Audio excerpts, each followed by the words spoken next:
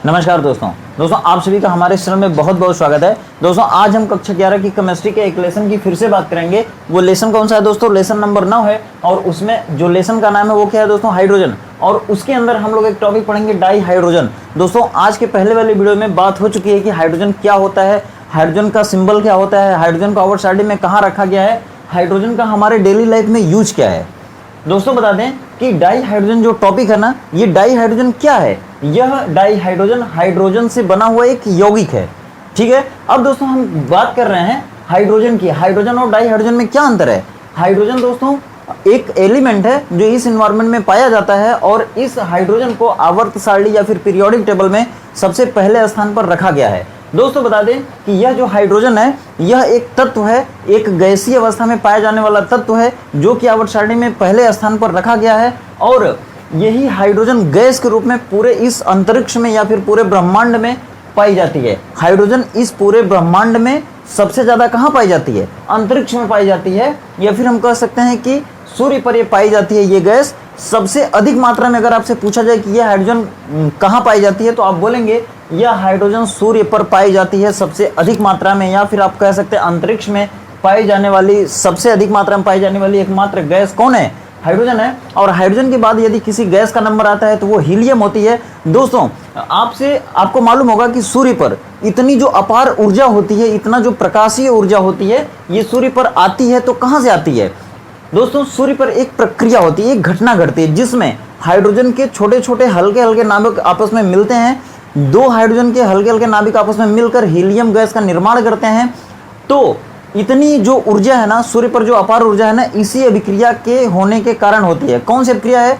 ऐसी अभिक्रिया जिनमें दो या दो से अधिक हल्के हल्के छोटे छोटे नाभिक आपस में मिलकर किसी भारी नाभिक का निर्माण करते हैं। उस अभिक्रिया को हम लोग कहते हैं नाभिकीय संलयन की अभिक्रिया। इंग्लिश में कहते हैं न्यूक्लियर फ्यूजन और नाभिकीय संलयन की अभिक्रिया कहते हैं। अगर आपसे कभी भी पूछा जाए कि सूर्य पर जो इतनी अपार ऊर्जा है वो किस अभिक्रिया के कारण आती है तो आप बोलेंगे नाभिकीय संलयन प्रक्रिया के कारण। ठीक है, अगर आपसे पूछा जाए कि सूर्य किन गैसों का मिश्रण है या किन गैसों का बना हुआ गोला है तो आप बोलेंगे कि सूर्य मुख्यतः दो गैसों से मिलकर बना हुआ गैसीय मिश्रण है या गैसीय गोला है। वो दोनों कौन कौन सी गैसें हैं? तो हाइड्रोजन है और हीलियम है। दोस्तों यदि आपसे बात करें कि इस पूरे ब्रह्मांड में या इस पूरे यूनिवर्स में कौन सी गैस सबसे हल्की होती है और कौन सी गैस सबसे गर्म होती है तो आप इसी का नाम बोलेंगे हाइड्रोजन। अगर आपसे पूछा जाए हाइड्रोजन का सिंबल क्या होता है तो दोस्तों हाइड्रोजन का सिंबल सिंपली H होता है। H फॉर होता है हाइड्रोजन, और हाइड्रो और जेन दोनों का मीनिंग अलग अलग होती है। हाइड्रो मीन्स होता है वाटर या फिर पानी, और जेन मीन्स होता है जेनेसिस करना या मेकर होता है, मतलब कि उत्पन्न करने वाला या बनाने वाला। तो हाइड्रो मीन्स वाटर और जेन मीन्स होता है जेनेसिस करना, मतलब कि पानी की जेनेसिस करने वाले एलिमेंट को हम क्या कहेंगे? हाइड्रोजन। दोस्तों यदि बात आती है कि इसकी खोज किसने किया था तो हेनरी कैवेंडिश नाम के साइंटिस्ट ने 1766 ईस्वी में इसकी खोज किया था। और यदि बात आती है कि इसका नामकरण किसने किया था तो नामकरण करने वाले वैज्ञानिक का नाम आप जानते होंगे, लेवाशिये है। ठीक है, जो कि केमिस्ट्री के जनक भी माने जाते हैं। यदि कहीं भी बात आती है मॉडर्न केमिस्ट्री के जनक कौन है, फादर कौन है, तो आप रॉबर्ट बॉयल एवं लेवाशिये का नाम बोलेंगे। ठीक है, अब देखिए यदि हम बात करें कि हाइड्रोजन के समस्थानिकों में अगर चलें तो हाइड्रोजन के कितने समस्थानिक होते हैं तो आपको मैं पिछले वीडियो में भी बता चुका हूँ। आज के दोस्तों जो इंपॉर्टेंट टॉपिक है वो है डाई हाइड्रोजन। डाई हाइड्रोजन कैसे बनती है, डाई हाइड्रोजन का सिंबल क्या होता है, डाई हाइड्रोजन का मॉलिक्यूलर वेट क्या होता है, डाई हाइड्रोजन को बनाने की प्रयोगशाला विधियां कौन कौन सी हैं, डाई हाइड्रोजन को यदि हम इंडस्ट्रियली या फिर कॉमर्शियली अगर इसको बनाना है तो हम कैसे बनाएंगे, कौन कौन सी विधियां इसको बनाने की, ये सारी चीजें हम पढ़ेंगे। इसी डाई हाइड्रोजन से हम लोग वनस्पति तेल या वनस्पति घी कैसे बनाएंगे वो भी आज इस वीडियो में हम लोग देखेंगे। हाइड्रोजन से जब नाइट्रोजन मिलता है, नाइट्रोजन गैस जब हाइड्रोजन से मिलती है तो अमोनिया बनती है। वो अमोनिया आप कक्षा 10 में भी पढ़ चुके हैं, ammonia gas, sulphur dioxide gas. तो ये अमोनिया आज हम हैबर विधि से अमोनिया आपको बनाकर दिखाएंगे। और दोस्तों उसके बाद इसकी जो रिएक्शन है वो भी पढ़ेंगे। सबसे इंपॉर्टेंट है दोस्तों, क्योंकि अब जब 12th में जाएंगे, कक्षा 12 में जाएंगे तो कक्षा 12 में आपसे उत्प्रेरकों का नाम पूछा जाता है। आज हम इस अभिक्रिया को पढ़ेंगे कि अमोनिया बनाने की कौन सी अभिक्रिया है, उस अभिक्रिया को यहाँ पढ़ेंगे और उसमें कौन सा उत्प्रेरक कार्य करता है, उस उत्प्रेरक का नाम आज जानेंगे। लेकिन उसकी जरूरत कब पड़ेगी आपको? कक्षा 12 में, क्योंकि कक्षा 12 में सबसे इंपॉर्टेंट टॉपिक है अमोनिया। अमोनिया गैस को किस विधि से बनाया जाता है और उसको बोर्ड एग्जाम में भी कई बार पूछा गया है। तो दोस्तों अगर बात किया जाए कि इस हाइड्रोजन के कौन कौन से यौगिक हैं, तो देखिए डाई हाइड्रोजन खुद एक यौगिक है। आप पढ़े होंगे हाइड्रोजन पराक्साइड, उसके बाद आप पढ़ेंगे भारी जल। भारी जल नहीं पढ़े हैं तो हमारी वीडियो देख लीजिएगा, उस पर हाइड्रोजन पराक्साइड की वीडियो पूरे ही आसान लैंग्वेज में आपको समझा करके अपलोड की गई है, उसको आप देख सकते हैं। ठीक है, भारी जल की वीडियो कल आ जाएगी, मतलब अगली वीडियो भारी जल की बनेगी। भारी जल का बहुत बड़ा रोल है आपके डेली लाइफ में, मतलब कि जो बिजली घर होते हैं, जहाँ पे नाभ के रिएक्टर होते हैं या तापीय रिएक्टर जहाँ होते हैं, जहाँ बिजली बनाई जाती है, वहाँ पर इसका बहुत बड़ा रोल होता है। इनको मंडक के रूप में इस्तेमाल किया जाता है दोस्तों। ठीक है, भारी जल और ग्रेफाइट की छड़ों का प्रयोग कहाँ होता है? तापीय रिएक्टरों में। वो भारी जल, ये भारी जल कहाँ से बनता है? ये हाइड्रोजन से ही बनता है। मतलब हाइड्रोजन वाले लेसन में हमको भारी जल पढ़ना है। ठीक है, हाइड्रोजन पराक्साइड ये भी बहुत इंपॉर्टेंट चीज़ है, इसकी वीडियो आप नहीं देखें तो जरूर देखिएगा, अपलोड की गई है। वो ये भी कहाँ से संभव है, कहाँ से बनेगा? तो हाइड्रोजन वाले लेसन से ही बनेगा, मतलब हाइड्रोजन से ही बनेगा। अगर हाइड्रोजन आप नहीं पढ़े हैं तो पढ़िए, अच्छे से पढ़िए दोस्तों, बहुत इंपॉर्टेंट लेसन है। और दोस्तों मैं बता दूं कि आज के बाद वाली जो वीडियो आएगी उसमें दोस्तों हम लोग भारी जल तो पढ़ेंगे, लेकिन भारी जल के बाद हम लोग जस्ट एक लेसन शुरू करने वाले हैं, रासायनिक अभिक्रियाओं की क्रियाविधि। ठीक है, मतलब आपके केमिस्ट्री के लेसन में केमिस्ट्री के बुक में एक लेसन है, आपके केमिस्ट्री के बुक में एक लेसन है, उसका क्या नाम है दोस्तों? कार्बनिक रसायन, कुछ मूल सिद्धांत एवं तकनीकें। तो उसमें हम एक लेसन शुरू करेंगे समावयवता, और उसी में एक लेसन है, उसी में मतलब कंबाइंड किया गया है, उसी में एक लेसन और है रासायनिक अभिक्रियाओं की क्रियाविधि। तो दोस्तों उसमें मुक्त मूलक आएगा, इलेक्ट्रॉन्स नहीं अभिकर्मक आएगा, नाभिक्स नहीं अभिकर्मक आएगा, फिर तरह तरह की अभिक्रियाएं आएंगी। बहुत ही इंपॉर्टेंट और बहुत ही मजेदार लेसन है दोस्तों, उसको हम लोग आज के बाद वाली वीडियो में फिर देखेंगे। ठीक है, तो उसकी वीडियो जल्द आएगी। यदि आप चैनल पर पहली बार है तो चैनल को सब्सक्राइब करिएगा, और वीडियो अगर पसंद आए तो वीडियो को लाइक भी करिएगा, और पिछली वीडियो यदि नहीं देखे हैं तो प्लेलिस्ट को जरूर चेक करिएगा दोस्तों। और यदि किसी वीडियो में अगर क्वालिटी सही ना आ रही हो तो आप अपनी क्वालिटी बढ़ा करके देख लीजिएगा वीडियो को। ठीक है, चलिए आइए टॉपिक पर चलते हैं। तो मैं आपको बता रहा था समस्थानिक की बात। देखिए जो हाइड्रोजन के समस्थानिक होते हैं ना, वो कितने समस्थानिक हैं? 3 हैं। यदि मैं आपको कंपटीशन से संबंधित एक बात बताऊं, तो अगर आपसे कभी कभी पूछा जाए क्वेश्चन कि अगर किस तत्व के समस्थानिक सबसे ज्यादा होते हैं, तो पोलोनियम याद रखिएगा, पोलोनियम के समस्थानिक सबसे अधिक होते हैं। कितने होते हैं? तो 27 होते हैं। ठीक है, और पोलोनियम किस प्रकार का तत्व है? तो वह एक रेडियो एक्टिव नेचर का एलिमेंट है, मतलब कि रेडियोधर्मी पदार्थ भी आप कह सकते हैं। दोस्तों हाइड्रोजन के कितने समस्थानिक होते हैं? तो 3 समस्थानिक होते हैं। लेकिन कौन सा ऐसा समस्थानिक होता है जिसमें न्यूट्रॉन नहीं होते हैं? तो प्रोटियम। देखिए अभी मैं बेसिक चीजें बता रहा हूं, और अभी जल्द ही शुरू करूंगा क्या? Di hydrogen. देखिए कौन सा ऐसा समस्थानिक होता है हाइड्रोजन का जिसमें न्यूट्रॉन नहीं होते हैं? तो प्रोटियम। प्रोटियम का संकेत क्या होता है? 1H1। ये पिछली वीडियो में भी बताया हूँ, आज सिर्फ रिवीजन करा रहा हूँ। ठीक है, अगर देखिए अगर आपसे कहा जाए कि हाइड्रोजन का कौन सा ऐसा समस्थानिक है जिसको भारी हाइड्रोजन कहते हैं, तो वो है ड्यूटीरियम, जिसको डी से दिखाते हैं, और इसी का दूसरा नाम होता है ड्यूट्रॉन। ये ज्यादातर लोगों को मालूम नहीं होता, आप याद रखिएगा, ड्यूट्रॉन, या फिर इसको भारी हाइड्रोजन भी कहते हैं। अगर आपसे पूछा जाए इस भारी हाइड्रोजन का कोई एक यौगिक बताइए, तो आप NH3 जैसे लिखते थे NH3, तो ये अमोनिया होता था। इसी तरह अगर H की जगह पे ND कर देंगे तो यह भारी अमोनिया हो जाएगा। जैसे आप कहीं कहीं NaOH लिखा होता था तो आप इसे पढ़ते थे सोडियम हाइड्रा ऑक्साइड।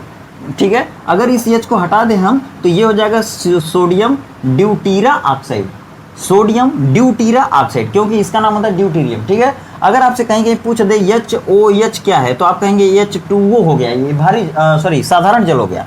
अगर इसी को हटा के हम D लगा दें तो ये HOD हो जाएगा। HOD मतलब आधा भारी जल, मतलब अर्ध भारी जल कहेंगे। अगर इसको भी हटा के अगर DOD कर दिया गया तो D2O हो जाएगा, ये D2O हो जाएगा। इसी को क्या कहेंगे? भारी जल। ठीक है, और ये भारी जल किससे बनता है? ड्यूटीरियम से बनता है। ड्यूटीरियम क्या है? यह हाइड्रोजन का भारी समस्थानिक होता है, जिसका नाम ड्यूट्रॉन भी होता है। अगर कहा जाए कि हाइड्रोजन का तीसरा समस्थानिक कौन है, या कौन सा ऐसा समस्थानिक है जो रेडियोधर्मी प्रकार का होता है, रेडियोधर्मी नेचर का होता है और हाइड्रोजन का होता है, तो हाइड्रोजन का तीसरा और रेडियोधर्मी जो समस्थानिक है वो कौन है?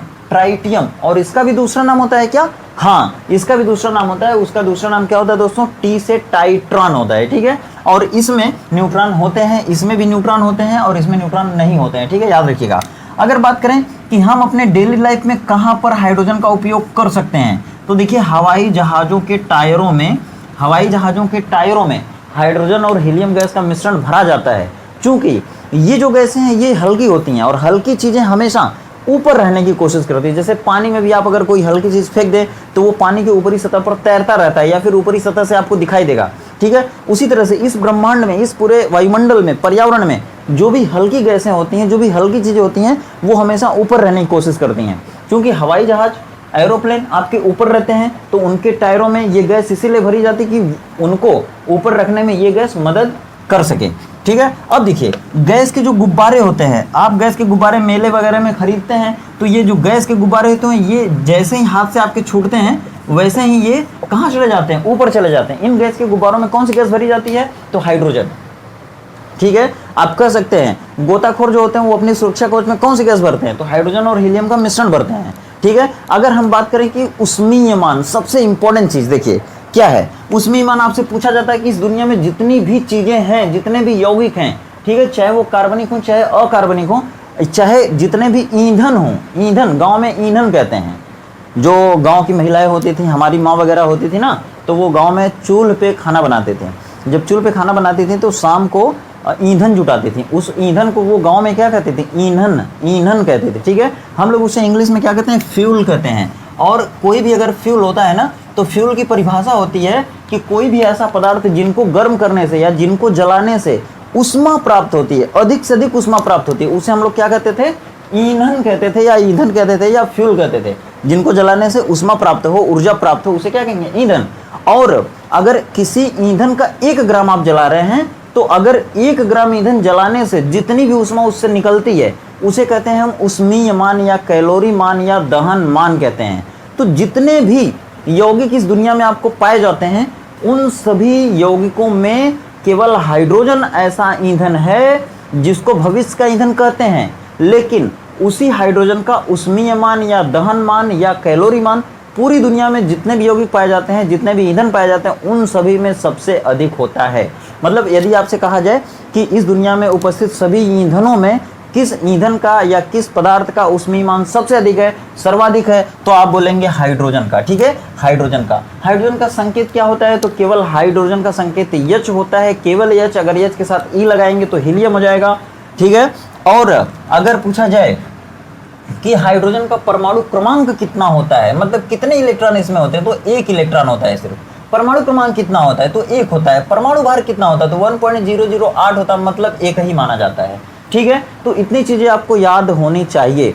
अब देखिए, केमिस्ट्री में जब आप 12 में जाएंगे ना, तो आपको एक ईंधन सेल पढ़ाया जाएगा, या फिर आपको एक मानक इलेक्ट्रोड विभव पढ़ाया जाएगा, ठीक है, या फिर आपको एक हाइड्रोजन इलेक्ट्रोड पढ़ाया जाएगा। उस हाइड्रोजन इलेक्ट्रोड का या मानक इलेक्ट्रोड विभव का जो विभव होता है, जो वोल्ट होता है, वो 0 होता है। और इस ईंधन से फायदा क्या होता है, इस इलेक्ट्रोड विभव या मानक इलेक्ट्रोड विभव से फायदा ये होता है कि आप किसी भी सेल का या अर्ध सेल का या किसी भी बैटरी का आप विभव निकाल सकते हैं, मतलब आप इलेक्ट्रोड विभव ज्ञात कर सकते हैं किसी भी सेल का। अब दोस्तों बात होती है डाई हाइड्रोजन की। चलिए डाई हाइड्रोजन की तरफ चलते हैं, ठीक है। डाई हाइड्रोजन की अगर बात करें तो सबसे पहले डाई हाइड्रोजन का आपसे सिंबल पूछा जाता है कि व्हाट इज द सिंबल या प्रतीक ऑफ डाई हाइड्रोजन। तो डाई हाइड्रोजन H हो गया, तो इसको हाइड्रोजन केवल पढ़ेंगे, और डाई मतलब होता है 2, तो 2 और हाइड्रोजन जब आपस में मिल गए तो अब इसको हम कहेंगे डाई हाइड्रोजन, ठीक है दोस्तों। डाई हाइड्रोजन हो गया। जैसे देखिए नाम, कभी कभी क्या होता है, हमसे पूछा जाता है भाई बता दो CO3 का क्या नाम है, तो हम इसे कहते हैं कार्बन ट्राईऑक्साइड। CO2 की बात आप बचपन से पढ़ते हैं, कार्बन डाइऑक्साइड। अगर CO केवल लिया गया, एक बार है ऑक्सीजन, तो एक बार को मोनो कहते हैं, carbon monoxide, carbon dioxide, carbon trioxide. अगर CH4 लिखा गया तो आप तो इसको कहते हैं मेथेन, लेकिन क्या इसका मेथेन के अलावा कोई और नाम हो सकता है, बिल्कुल हो सकता है, कार्बन टेट्राहाइड्राइड, कार्बन टेट्राहाइड्राइड। यह CF6 होता है, आप देखे होंगे या सुने होंगे सल्फर हेक्साफ्लोराइड, सल्फर हेक्साफ्लोराइड। यह SO2 होता है, कक्षा 10 में पढ़े थे सल्फर डाइऑक्साइड, देखिए सल्फर डाइऑक्साइड, सल्फर डाइऑक्साइड। अब देखिए कोई माइक लाल अगर इसका नाम पूछे आपसे तब क्या बोलेंगे, बोल सकते हैं, बिल्कुल बोल सकते हैं, आयोडीन हेप्टाफ्लोराइड, आयोडीन हेप्टाफ्लोराइड। फैशन होता है दोस्तों, केमिस्ट्री में किसी यौगिक का नाम बोलने का फैशन होता है, रासायनिक नाम। एक और नाम होता है जिसको कहते हैं IUPAC नाम, तो वो IUPAC नाम वैज्ञानिकों का एक समूह होता है, वो रखता है IUPAC नाम किसी भी रासायनिक यौगिक का, लेकिन आप बोलने के लिए रासायनिक नाम का प्रयोग कर सकते हैं। और ये देखिए आयोडीन हेप्टाफ्लोराइड हो गया, सल्फर डाइऑक्साइड हो गया, कार्बन टेट्राहाइड्राइड हो गया, सल्फर हेक्साफ्लोराइड हो गया, ठीक है। ये क्या है, ये आप रासायनिक नाम आप अपने तरीके से बोल सकते हैं। जो एक बार होगा उसको पहले बोलेंगे, जो 6 बार है उसको बाद में बोलिए, जो 4 बार है उसको बाद में बोलिए, ठीक है, इस तरह से।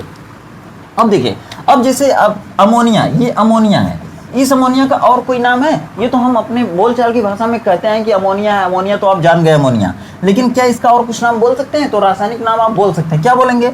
Nitrogen trihydride, nitrogen trihydride. अब दोस्तों जो आईयूपीएसी नाम होता है ना, जब मैं आपको अगले कुछ दिनों बाद जब वीडियो पढ़ाऊंगा आपको, कार्बनिक जो रसायन है उसको जब स्टार्ट करूंगा तो मैं आपको बताऊंगा एल्कोहल क्या होता है, ईथर क्या होता है, एल्डिहाइड क्या होता है, कीटोन क्या होता है, कार्बोक्सिलिक एसिड क्या होते हैं, एमीन क्या होते हैं, नाइट्रोएल्केन क्या होता है, मेथेनॉल क्या होता है, एथेनॉल क्या होता है, एस्टर क्या होते हैं, उन सारी चीज़ों को मैं आगे आने वाली वीडियो में आपको बताऊंगा, ठीक है। यदि आप कंटिन्यू रहेंगे तो आपको सारी चीज़ें केमिस्ट्री की समझ में आएंगी और कुछ भी रटना नहीं पड़ेगा, सारी चीज़ों को व्यवहारिक तरीके से समझाने की कोशिश की जाएगी।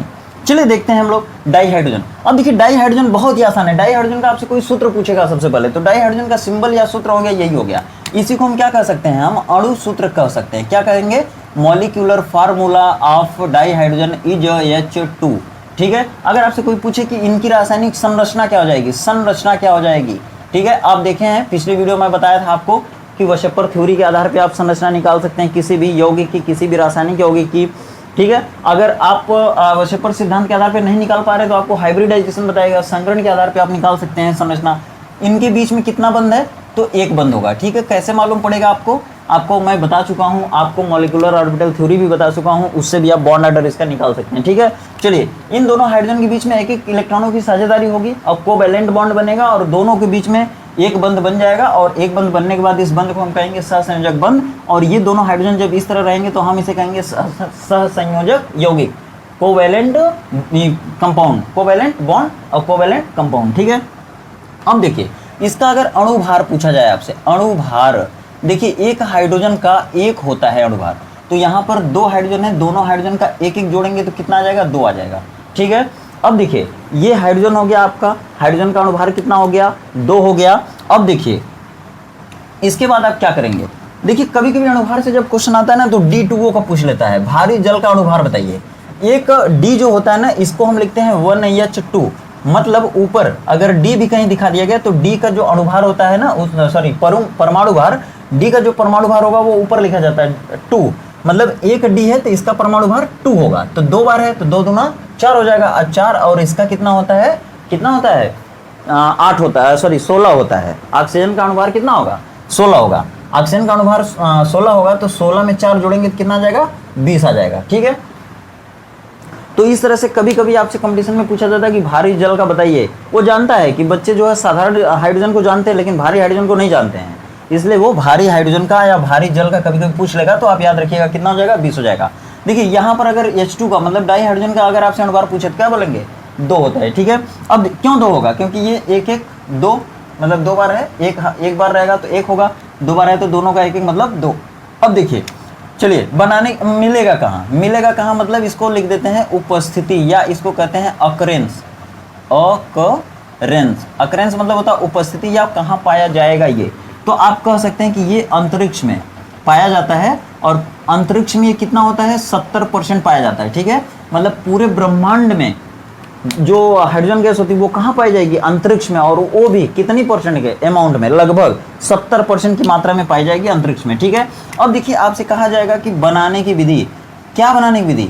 डाई हाइड्रोजन बनाने की प्रयोगशाला विधि समझाइए, प्रयोगशाला विधि, ठीक है। क्वेश्चन आपसे कैसे पूछा जाएगा? डाई हाइड्रोजन बनाने की प्रयोगशाला विधि का वर्णन कीजिए और संबंधित रासायनिक अभिक्रिया भी लिखिए या रासायनिक समीकरण सहित व्याख्या कीजिए। तब आपको बताना पड़ेगा। क्या बताना पड़ेगा? देखिए, मैं आपको यहाँ पर एक कोड याद कराऊंगा, ठीक है। कोड किसका होगा? अलग अलग धातुओं का या अलग अलग तत्वों का नाम होगा, उसको एक में मिला करके एक कोड बनाया जाएगा। आप देखिए, उस कोड को याद करने की कोशिश करिए।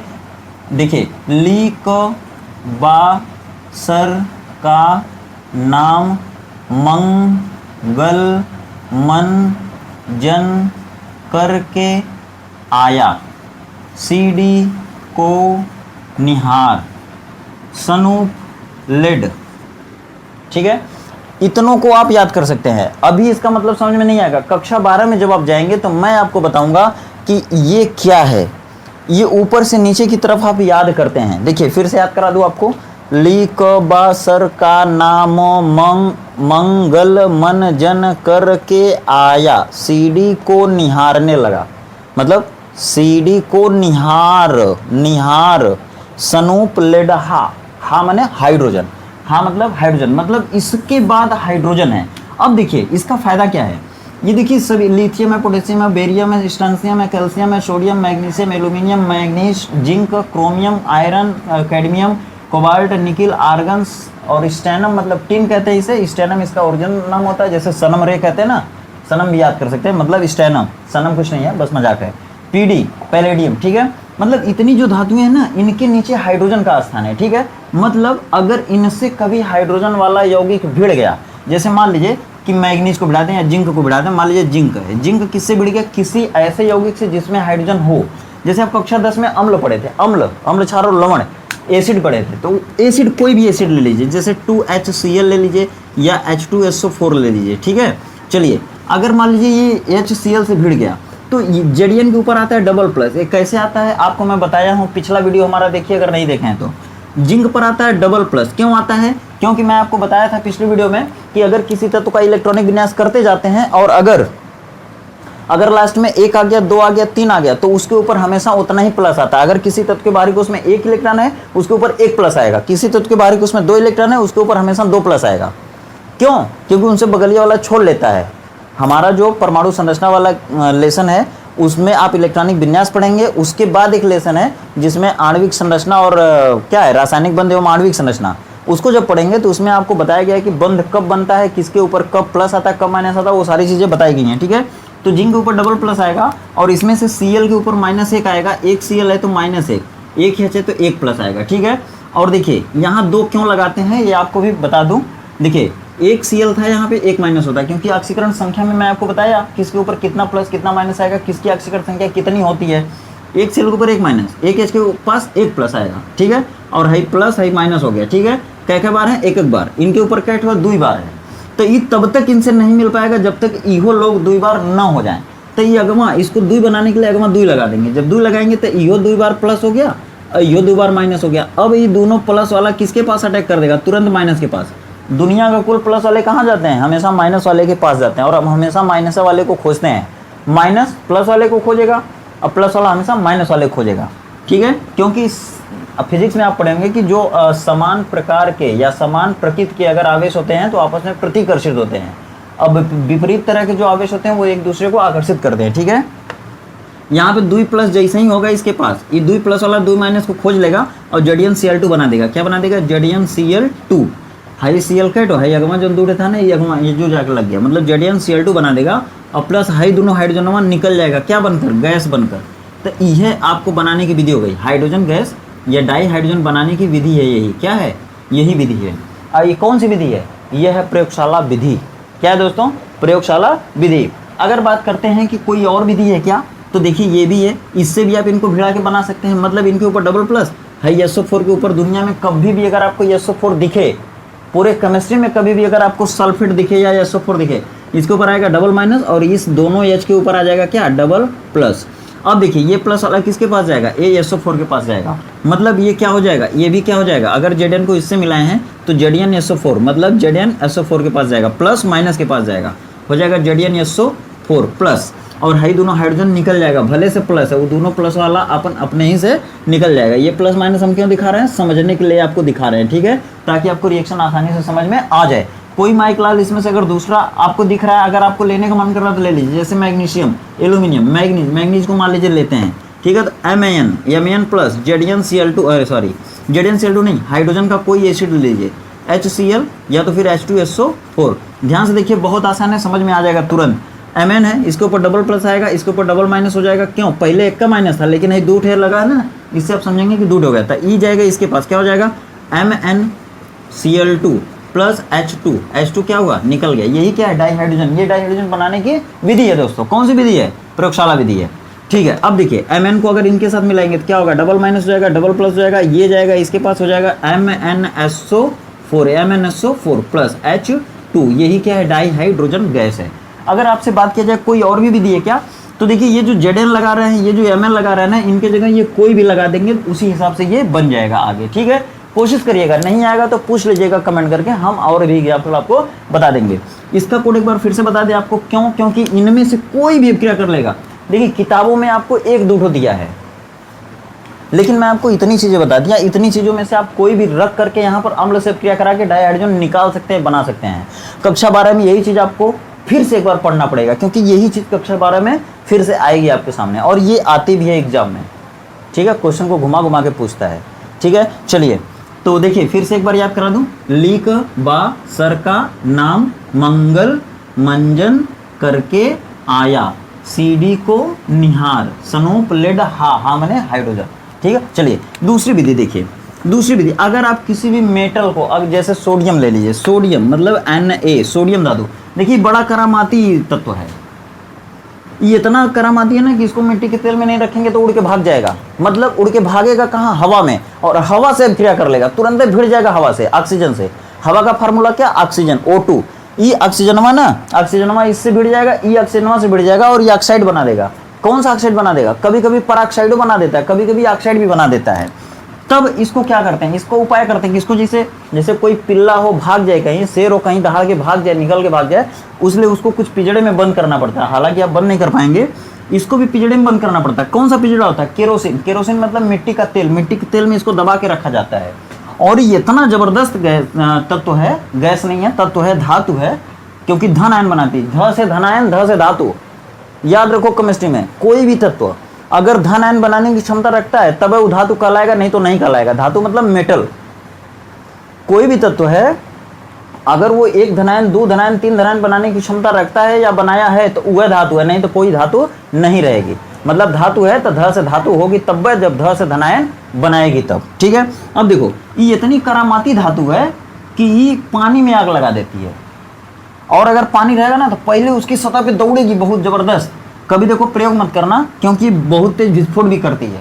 पानी में अगर सोडियम धातु डाल दो, ठीक है, लैब में आपके सोडियम होगा, लेकिन आप करिएगा मत ऐसा, ये सब प्रतिबंधित है, क्योंकि ये सब विस्फोट करने का चांस रहता है, विस्फोट होने का चांस रहता है इससे। ठीक है, काफ़ी नुकसान हो सकता है, इसलिए आप करिएगा मत। ठीक है, विशेष हिदायत है। देखिए ये सोडियम धातु ऐसी, इसको मिट्टी के तेल में रखते हैं, नहीं तो ये ऑक्सीजन के साथ ऑक्साइड बनाती है, पराक्साइड बनाती है। अब देखिए ये विघटित भी हो जाती है। अगर 10 ग्राम सोडियम रख देंगे ऐसे ना तो धीरे धीरे खत्म हो जाएगी, उड़ जाएगी, पता ही नहीं चलेगा। और ये सोडियम ऐसी है जो पानी में आग लगाती है, ठंडे जल से क्रिया करती है, पानी की सतह पे तैरती है। ठीक है, अगर सोडियम को पानी में डाल दिए अगर आप, तो सबसे पहले नाचने लगेगी, अपने आप नाचने लगेगी बहुत तेजी से, और उसके बाद धुआं फेंकेगी, और धुआं फेंकने के बाद भम से बोलेगी। ठीक है, मतलब विस्फोट कर देगी, इसलिए इससे बचा के रहिएगा। ठीक है, अब देखिए अगर इस सोडियम धातु को अगर हम, या फिर कोई दूसरी धातु ले लीजिए, ठीक है, जैसे मान लीजिए जिंक ले लेते हैं। जिंक, सोडियम खतरनाक है या ना, तो हटा दीजिए इसको। अगर जिंक को हम NaOH के साथ मिला देते हैं, ठीक है, इसका देखिए बहुत नाम है, soda lime, caustic soda. Caustic soda कहाँ है? अगर ये हाथे पे गिर जाए ना, हाथे पे गिर जाए तो फफोला फफोला उचाड़ देगी, मतलब फफोला बना देगी, और आपका हाथ पे जैसे फुंसी होते हैं ना उस तरह से संरचनाएं बनने लगेंगी। ठीक है, ब्लिस्टरिंग कर देगा। ठीक है, ब्लिस्टरिंग मतलब फफोला बना देगा। ये कास्टिक सोडा है, इसको दाहक सोडा भी कहते हैं, कास्टिक सोडा भी कहते हैं, सोडा लाइम भी कहते हैं, सोडियम हाइड्रोक्साइड भी कहते हैं। और अगर हाइड्रोजन हटा के अगर यहाँ डी लगा देंगे तो ये हो जाएगा सोडियम ड्यूटीरा ऑक्साइड। अब इनका है सोडियम हाइड्रा ऑक्साइड, नहीं तो बाद में क्या हो जाएगा? सोडियम ड्यूटीरा ऑक्साइड। इसको क्या कहेंगे? दाहक soda, caustic soda, soda lime. ठीक है, इस तरह से। इसको क्या है? जिंक है ये। अब देखिए जब जिंक को इनसे ये काहे कर रहे हैं भाई? क्या करना है हमको? डाइहाइड्रोजन बनाने की प्रयोगशाला विधि हम लोग पढ़ रहे हैं। डाइहाइड्रोजन बनाने की एक प्रयोगशाला विधि में ये भी विधि है। अगर आप जिंक को कास्टिक सोडा के साथ मिलाकर गर्म करते हैं तो क्या होता है? देखिए आगे बन जाएगा, देखिए Na2 बन जाएगा Na2ZnO2। इसको कहते हैं सोडियम जिंकेट। एक टैबलेट भी होता है इसका, सोडियम जिंकेट, जो औषधि के रूप में प्रयोग की जाती है। सोडियम जिंकेट इसका नाम हो जाएगा। देखिए Na क्या बार था? 2 बार। आप कहेंगे फटाक से लिख दिए सर, 2 बार Na है, Na को ले लिया 2 बार। ठीक है, अब देखिए O कै बार है? 2 बार है। 2 बार O ले लो, 2 बार Na ले लो, 2 बार O हो गया, 2 बार Na हो गया, 1 बार Zl लिया कि यहाँ डाल दो। अभी फार्मूला हो गया दवाई के, ठीक है, औषधि का, ठीक है, मेडिसिन का। कौन बचा? हाई माइक लाल बच गया। कै बार? H यहाँ अकेलवा है लेकिन अगवा 2 लगाया तो 2 हो गया, मतलब H2, ये H2 गैस बन गया, मतलब इसी को कहते हैं डाइहाइड्रोजन। तो दोस्तों याद कर लो, यही दोनों विधियां हैं। कौन सी? डाइहाइड्रोजन बनाने की प्रयोगशाला विधियां, और यही इनका रासायनिक समीकरण है। इसका नाम फिर से बता दे रहा हूँ, सोडियम जिंकेट होता है, याद कर लो। ठीक है, तो आशा करता हूं इतनी चीजें आपको समझ में आ गई होंगी। अब देखिए, अब हम लोग पढ़ेंगे, क्योंकि वीडियो लंबी हो रही है दोस्तों, तो ज़्यादा लंबी वीडियो ना हो इसके लिए यहीं पर रोक देता हूं। इसके बाद इसकी जस्ट अगली वीडियो आएगी, उसमें हम लोग पढ़ेंगे डाई हाइड्रोजन बनाने की औद्योगिक विधि। और औद्योगिक विधि बनाने के बाद हम लोग क्या करेंगे, डाई हाइड्रोजन का भौतिक गुण पढ़ेंगे, रासायनिक गुण पढ़ेंगे, उपयोग पढ़ेंगे। उसके बाद ये डाई हाइड्रोजन सिर्फ खत्म होगा, उसके बाद फिर भारी हाइड्रोजन आपको पढ़ना है, ठीक है। और इसके पहले क्या पढ़ाया गया है, तो हाइड्रोजन पेरोक्साइड, तो उसकी वीडियो अगर नहीं देखे हैं तो जरूर देखिएगा, ठीक है। आशा करते हैं पूरी वीडियो आपको समझ में आ गई होगी अच्छे से। यदि दोस्तों कुछ रह गया हो तो आप इसे कमेंट करके पूछ लीजिएगा, अगली वीडियो में मैं जरूर डिस्कस कर दूंगा। और दोस्तों अगर आप पिछली वीडियो नहीं देखें तो पिछली वीडियो को देखिएगा, इस लेसन की 2-3 वीडियो आप पहले भी गई हुई हैं और 2-3 वीडियो जस्ट आने भी वाली हैं, तो ये लेसन पूरा कवर हो जाएगा। जब ये लेसन कवर हो जाएगा तो इसके बाद हम लोग कार्बनिक रसायन पढ़ लेंगे। और एक लेसन बहुत इंपॉर्टेंट है, उसको भी मैं पढ़ाने को सोच रहा था, आप लोग कुछ बोले नहीं इसलिए नहीं पढ़ा पाया। स्टेट्स ऑफ मैटर, बहुत ही छोटा लेसन है, बहुत ही जबरदस्त लेसन है दोस्तों। उसमें हम लोग पढ़ेंगे बायल का नियम, चार्ल्स का नियम, अवोगैड्रो नियम, अवोगैड्रो का नियम, उसके बाद आदर्श गैस समीकरण पढ़ेंगे। फिर उसके बाद एक और नियम है जिसका नाम है ग्राहम का विसरण नियम, ये सबसे इंपॉर्टेंट है। तो दोस्तों इसको भी हम लोग पढ़ेंगे, अब बहुत मजा आने वाला है आगे वाली वीडियो में, ठीक है। और दोस्तों अगर वीडियो पसंद आए तो दिल से लाइक भी करिएगा वीडियो को। मिलते हैं फिर अगले वीडियो में, तब तक आप खुश रहिए, व्यस्त रहिए, मस्त रहिए, आपका दिन शुभ हो।